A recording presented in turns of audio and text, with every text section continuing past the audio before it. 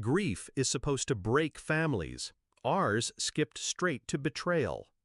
The night after my wife's funeral, my son stood in the doorway of our bedroom, the room that still smelled of her perfume, and told me, without flinching, "Find somewhere else to die. You're useless now." His eyes didn't water, his voice didn't crack. He was calm, almost rehearsed. I looked past him to the boxes he'd already stacked in the hallway. My clothes, my books, my life packed like trash waiting at the curb. He had inherited everything: our house, our fortune, $40 million. The papers were signed, the lawyer confirmed it. So I left. 3 days later, that same lawyer leaned back in his chair, a smirk pulling at his lips. "Did you even read the will?" he asked. No, I hadn't. And in that moment, I understood. I hadn't been disinherited, I'd been played. I replayed the last months of her life. My wife had grown secretive, whispering on the phone at night, doors locked during the day. When I asked, she blamed the illness. She said she was protecting me from worry. I wanted to believe her. After all, decades of marriage doesn't collapse under suspicion alone. But now, standing in the lawyer's office, I felt the first knife twist. The will hadn't simply cut me out. It had been rewritten, amended, days before she died. Who convinced her? Who whispered in her ear when I wasn't in the room?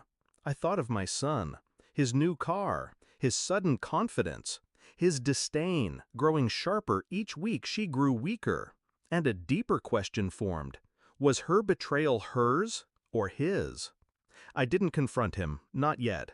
I played the role he wanted, the discarded old man, drifting quietly into irrelevance. I rented a one-room apartment near the courthouse. To him, I was gone, invisible. But invisibility has its uses. I pulled bank records. My wife's accounts showed withdrawals in the final weeks, large ones.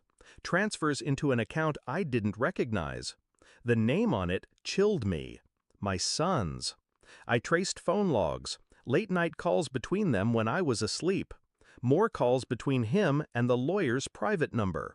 I spoke to the nurse who cared for her in her last days.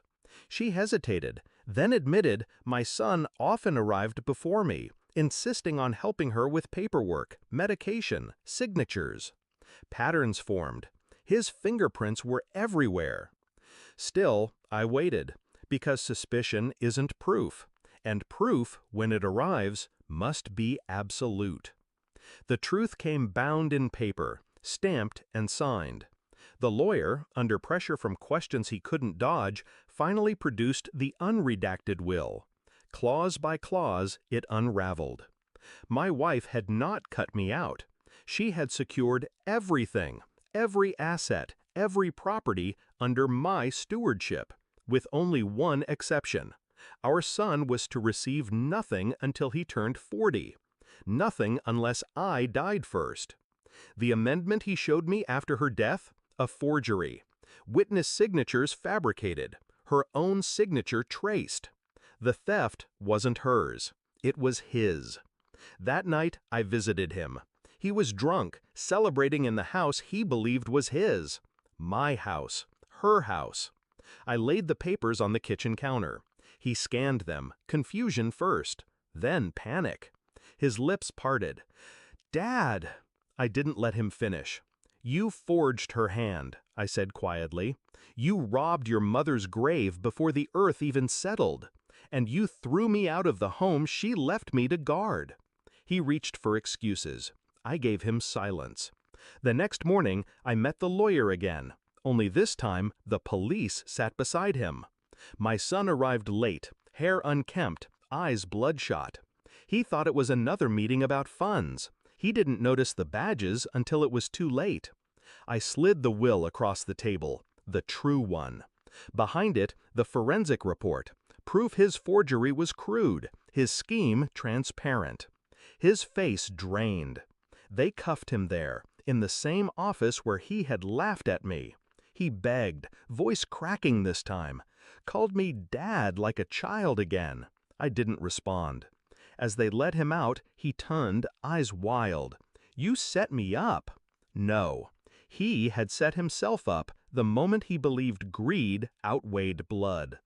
The house is mine again, silent, cavernous, smelling faintly of her perfume that lingers in the wood. I walk the halls not as a husband, not even as a father, but as the last witness to her intent. She trusted me to guard what she built, and I did. There are no photographs of him on the mantel anymore, no trace of the son who chose money over blood. I buried him in the same graveyard as her, only his stone reads, "Time served," not "time lost." Justice doesn't always look like revenge. Sometimes it looks like silence, papers, signatures, and a door closing. I didn't raise my voice. I didn't lift my hand. I simply read the will, and it was enough.